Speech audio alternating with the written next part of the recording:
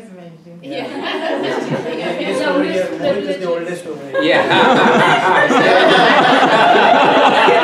Then we should be friends. Yeah, right, there you go. That's what I'm saying. I'm majoring in computer science, and the reason why I chose IIT was because of VBS, to be honest. Because of VBS? Yeah. Wow. Because what? Because of Vedic Vision Society. Oh. I saw it. There was like IIT Krishna House close to MSP. Yes. I was like, damn, they've got some stuff going on. We had some real fun stuff there for many, many years. Actually, before we bought that place, it was Yashodanandan, there's another person, Ajita, myself, we were racking our brains. We need to have a place right on campus. And we searched. Actually, those two searched and did all the interiors at that time and bought the place. So, yeah. I'm glad you came. Hi everyone, I'm Shama. I don't go to IIT either. And yeah. And we're all going to have dinner because of Shama. Yeah. All right, cool. Anyway, today's topic was caste system in America. So before we talk about caste system in America, let's talk about caste system in India. Exactly. So, when you hear the term caste system, what comes to mind to you? Discrimination. Discrimination, like?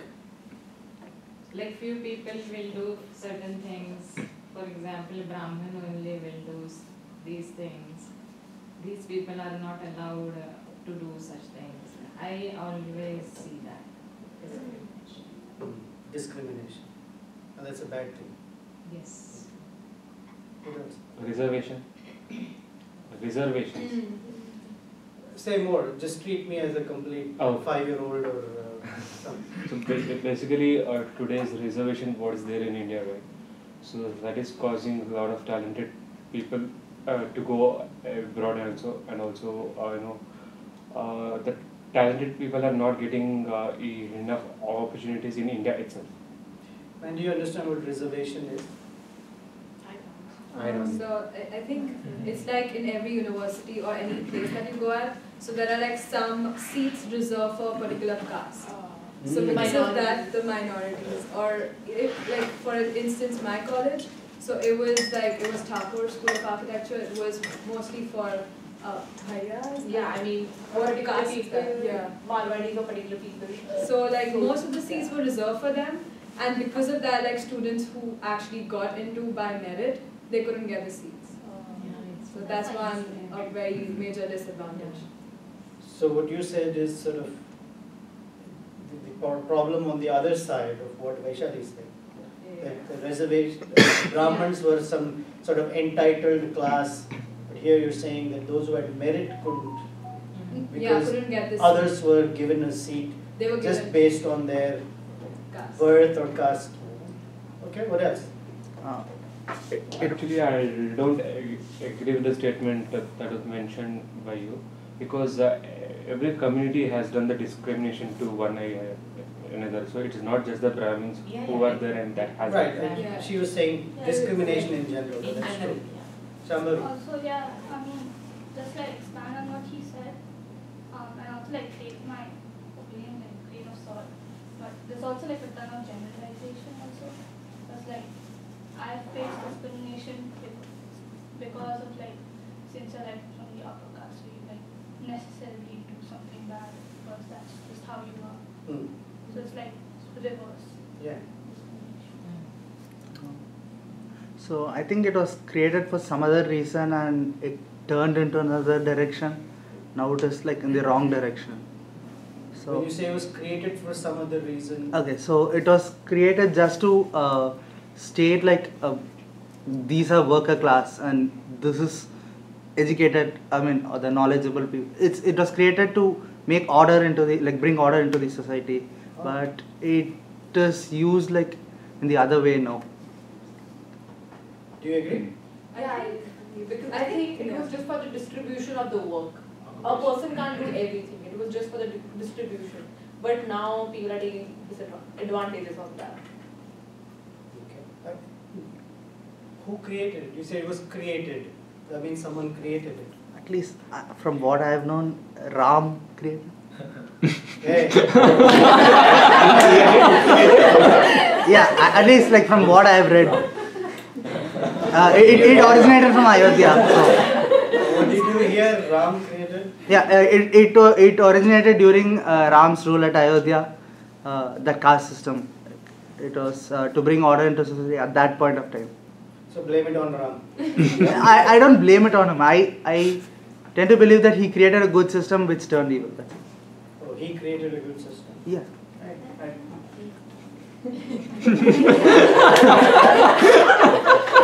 When you come late to class, that's what happens, right?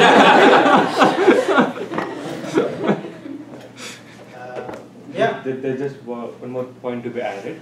The Varna system in the Bhagavad Gita was misinterpreted to be the caste. Hey, you're stealing my thunder. But yeah, please say. So basically, if you go according to the definition of Sanskrit, right, the Varna's meaning is not the caste, is what like the scene. And also when India was under the colonial rule also, so the caste was also utilized to divide and rule also. So that got the things which got carried forward as well. So what do we say? Caste system is good or bad? It was made for good cause, but then now it's being treated in a very ill way, or like people have kind of interpreted to be like they're taking disadvantage of the whole caste system. If you were to be made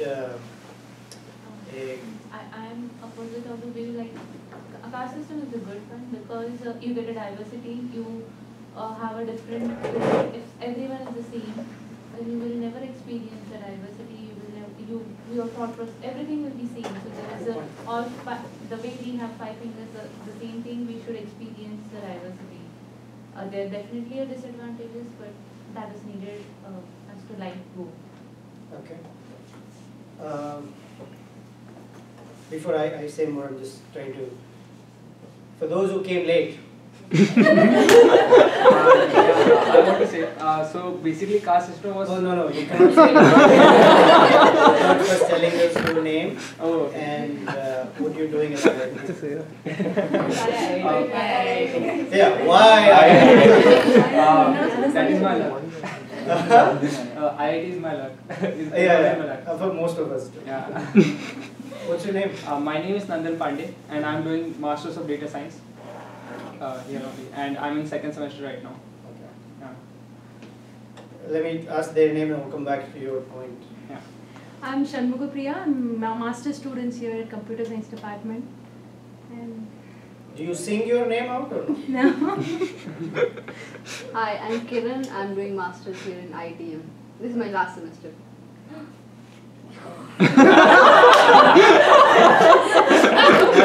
That is a great reaction. That is spoken with a lot of relief. This is my last semester. What, you're sorry to go? You're sorry to go? I will need to talk to you separately. Go ahead. Yeah, so I was saying that caste system was basically made to provide the structure in the society so that everyone could do something and contribute for the society, but somehow it all was messed up. So before you came in, we were asking, someone used the word created or made. Who made it? That I am not sure. So some people, I think the general idea is it has some merit, but over time it has been misused, perhaps. There is a way of creating division of work. There is diversity, so it has some beauty. Someone said something from Bhagavad Gita. Another question, right? Who decides your caste? How is your caste decided? Occupation. Oh, okay. Based on occupation. Okay. Is that how it is? Inherited. Inherited is it birth? That's how it should be. But It should be by? it should be by occupation. It should be by but occupation. it's decided by birth. It's decided by birth, right? Because at birth, most people write what their caste is in India, and we'll come to that in America. Why caste system exists in America or not? Do you believe it exists in America? Yes. No. Okay. Then I have to earn my dinner by proving that it does. So when you're born in a particular family, they write caste and they say such and such caste, correct? So because the reference is from Bhagavad Gita, let's actually take the real meaning of it. By the way, I'm going to say Krishna created it, not wrong, but anyway.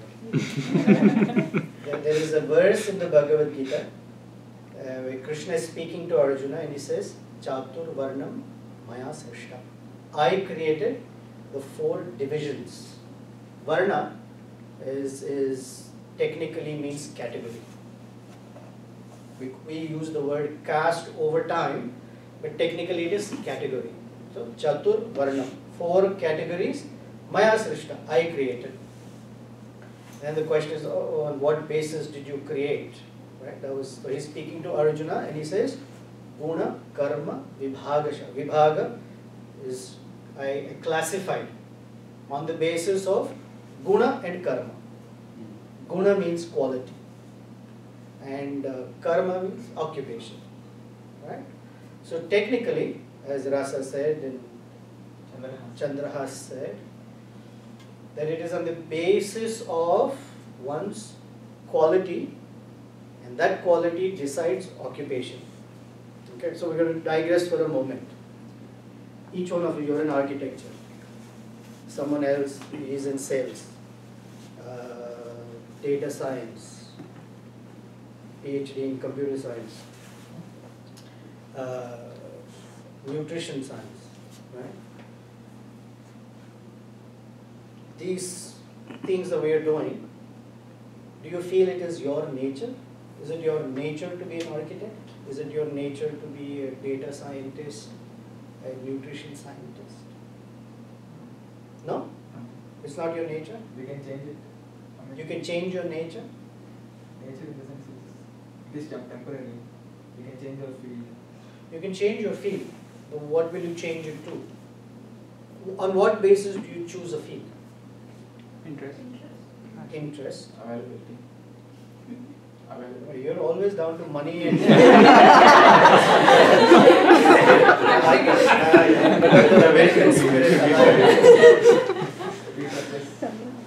but before you chose what you want to study or work in, did you go through an analysis of what is your nature or personality like and what kind of job or career might suit you? Yeah, like your capabilities, your skills, Did you go through that? Well, you start with your interests, and then from your interests you start to figure out what are things that you can consider, and then when you look at the things that you can consider, then you say, well, what are my skills, or what skills do I need to develop, and what suits me the best, and that's how you hopefully end up with some sort of good decision. And if you do, then you cannot be frustrated with what you're doing. You should be happy, because there is a perfect fit between, I guess what I'm going to use the word calling, or my nature, and what I do. Now, except for Mandy, and maybe Mohit and Rasa, most of us came from India. Yeah, I mean, Edward is more Indian than you are.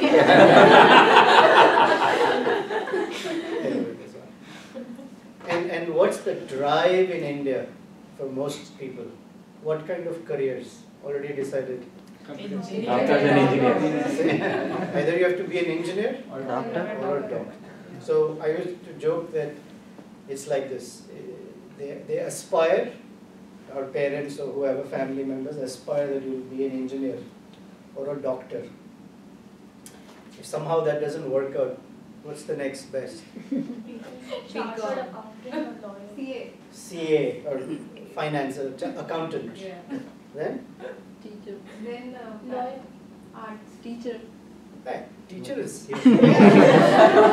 When everything fails, they're like, okay, teacher. If nothing works out, Government jobs. government job.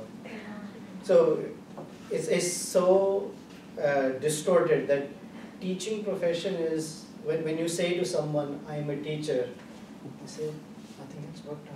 Huh? Nothing else worked out.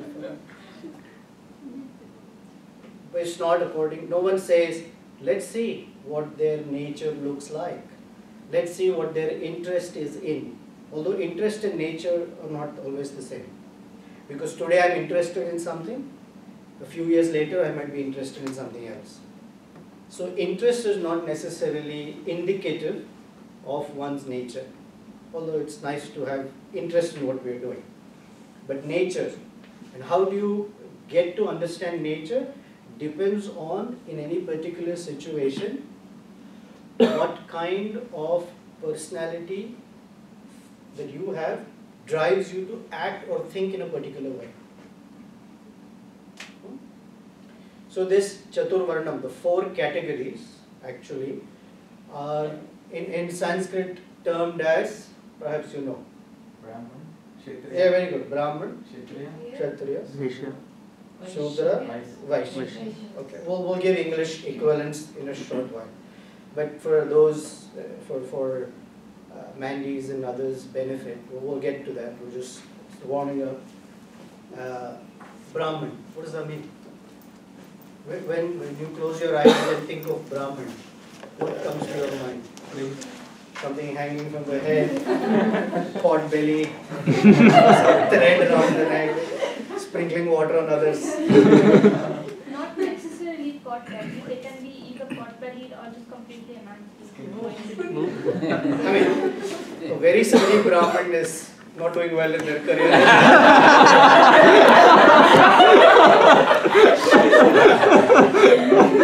They're having some job problem.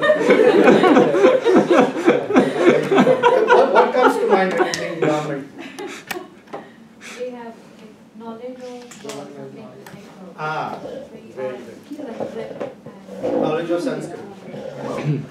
So we'll do English parallels and then you'll see. So Brahman literally means one who knows truth or reality. So what we are dealing with in our day-to-day is reality, where we say on a relative platform, meaning what is real today in future may not be. For example, if you say I am a student, for most of you, if you say I am a student, that's a relative truth, because we hope that you are not a student in 2 years. Right? If you continue to be a student, then your student loans are going to increase like anything except if you're in PhD. Other than that, that you want to change that reality and say I was a student, now I'm a professional. Right? I'm working somewhere. I become an employee or a businessman or whatever, or a business person. So that, for example, is a relative truth. Or someone says, I am Indian or American. Is that a relative truth? Yeah, you can change to another citizenship. So Brahman, or those persons who have the knowledge, who know truth, or who seek and teach and understand truth with a capital T. So they are primarily educators. So if you take society and think of society as a body, they are the head of that body. Now the head has certain characteristics, right? For most people in India, they say the brain is in the knee. But actually here's where the brain is supposed to be. It's in the head. So you think, right? The intelligence is seated here. Plus you have eyes to look out there. So Brahmins are those who are educators, the intellectuals, and the visionaries. Are such people there in America? We hope. Yes, yes. The answer is yes, they are. So Brahmins, in sort of the loose definition, exist. You agree? All right. Next is Kshatriya. The English parallel is administrators. Those who protect with laws or legislatures, they create a system of administration for the smooth working of society. So in the body, if you treat the society as a body, a social body, these are the arms that make things happen. So are there administrators in America? Yes. Of course. So are there Kshatriyas in America? Police is probably the closest experience of Kshatriya per se, but it's just not just the police, but administrators in general, lawmakers, administrators, policymakers, etc. Vaishyas. Vaishyas are those who make money and trade possible. In a typical, it says agrarian, but anywhere where there is trade and business, right? Mohit, Rasa, myself, mostly are in the business profession. So, are there Vaishyas in America? Are there business? Of course, the whole of America is all about business and trade, right? So, are there Vaishyas in America? Absolutely. Kshudras? What is Kshudra? Service? Laborers. There's a loose labor, but this actually definition for Kshatriya means anyone who gets a salary. So we're all aspiring to get a salary, right? We're all wanting to be Shudras. Shudra is basically labor. What in America we say blue collar work. The factories or deliveries or whatever is happening in terms of actual physical labor. So in this body, society as a body, the Vaishyas represent the stomach. That's where the food goes, because they create food, farmers, tradesmen, etc. And Shudras are like the legs. They make things move because of labor. So if this is the division, right, and this division is not by birth. You're not born a Shudra, you're not born a Brahmin.